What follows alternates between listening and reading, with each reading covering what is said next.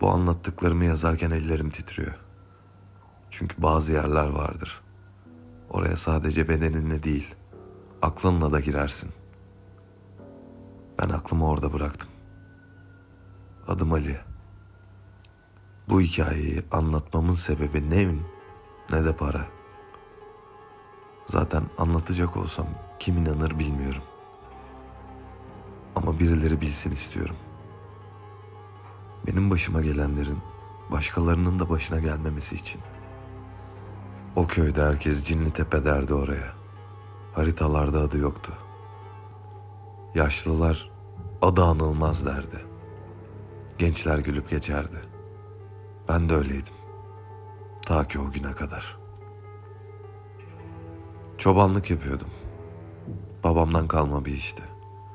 Sabah namazından sonra koyunları alır, akşam ezanına kadar dağ bayır gezerdim. Babamı hiç tanımadım. Ben doğmadan önce dağda koyun güderken ölü bulunmuştu. Doktorlar kalp krizi demişti. Köylülerse bu konuyu fazla açmamıştı. Ama Cinlitepe'nin adı geçtiğinde herkes susardı. Sadece şunu biliyordum. Babamın öldüğü gün havada böyle sessizmiş. O gün hava tuhaftı. Ne rüzgar vardı, ne kuş sesi. Sanki dünya nefesini tutmuştu. Koyunlar normalde Cinlitepe'ye yaklaşmazdı. Ama o gün sanki biri onları oraya doğru çekiyordu. Bağırdım, ıslık çaldım, taş attım. Dinlemediler. İçimde bir sıkıntı başladı. Kalbim durduk yere hızlı hızlı atıyordu. Bir girip alayım çıkarım dedim. Ne olacak ki? İşte insanın hayatını bitiren cümleler hep böyle başlar. Cinlitepe'nin sınırına geldiğimde durdum. İçimden bir ses, burada dur diyordu. Arkama dönüp aşağıya baktım. Köy görünüyordu. Dumanlar tütüyordu.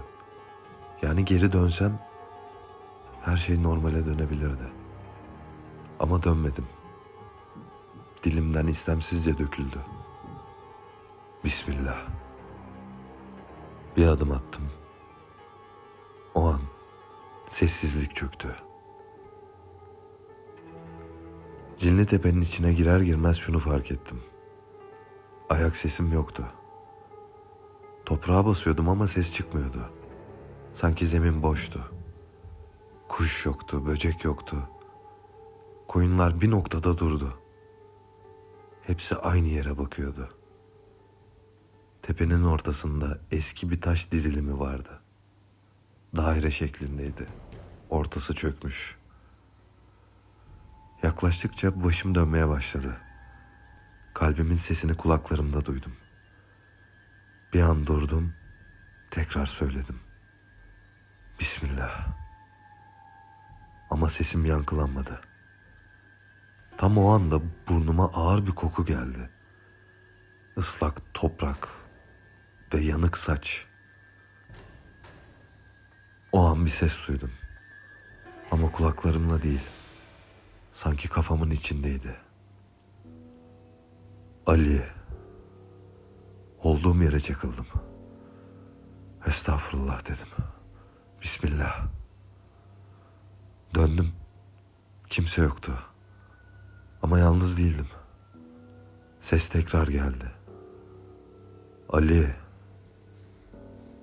Dönme. Bakma.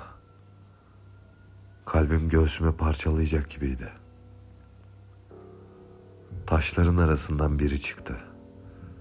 İnsan gibiydi ama insan değildi. Boyu normaldi ama gövdesi uzundu. Kolları dizlerine kadar iniyordu. Yüzü sanki birkaç yüz üst üste geçirilmiş gibiydi. Gözleri yoktu ama bana baktığını hissediyordum. Onu ilk gördüğümde kaçmadım. Çünkü beynim gördüğüm şeyi kabul edemedi. Ama bir adım daha attığında toprağın altında bir şeyler kıpırdadı. Seni çağırmadık dedi. Koyunlar bir anda dağıldı. Bağırarak koşmaya başladım. Ama nereye koşarsam koşayım, her yol aynı yere çıkıyordu. Taş daire, sessizlik, o varlık. Saatime baktım. Akrep yelkovan dönmüyordu. Nefesim kesildi. Arkamdan bir fısıltı geldi. Biz buradaydık. Hep. En yaşlı görünen varlık bana yaklaştı. Yüzü daha da netleşti. Ve o an fark ettim. Babamı andırıyordu. Bana benziyordu. Ama sanki yıllardır uyumamış haliydi. Babam buraya gelmişti dedi. Baban buraya gelmişti. Borcunu ödemeden gitti. Dizlerimin bağı çözüldü. Babam ben doğmadan önce dağda kalp krizinden ölü bulunmuştu. O an aklımdan tek bir düşünce geçti. Demek babam da buraya böyle bakarak öldü. Biriniz kalacaktı dedi. O gitti. Sıra sende. Göğsümde bir ağrı başladı. Kalbim sanki elimle sıkılıyordu. Nefes alamıyordum. Kalbim düzensiz atmaya başladığında şunu fark ettim. Korkudan değil, yorulmaktan duruyordu. Sanki kalbim çok uzun süredir burada atıyormuş gibiydi. Yere düştüm. Gözüm gökyüzüne takıldı. Bulutlar dönüyordu. Kalbin duracak dediler. Ama ruhun kalacak. Son duyduğum şey kendi kalp atışımın yavaşlayışıydı. Beni 3 gün sonra bulmuşlar. Cinlitepe'nin eteklerinde, yüzüm bembeyazmış, gözlerim açık. Doktor raporuna kalp krizi yazmışlar. Ama kimse şunu açıklayamamış. Ayak izlerim tepenin içine giriyor ama geri çıkmıyormuş.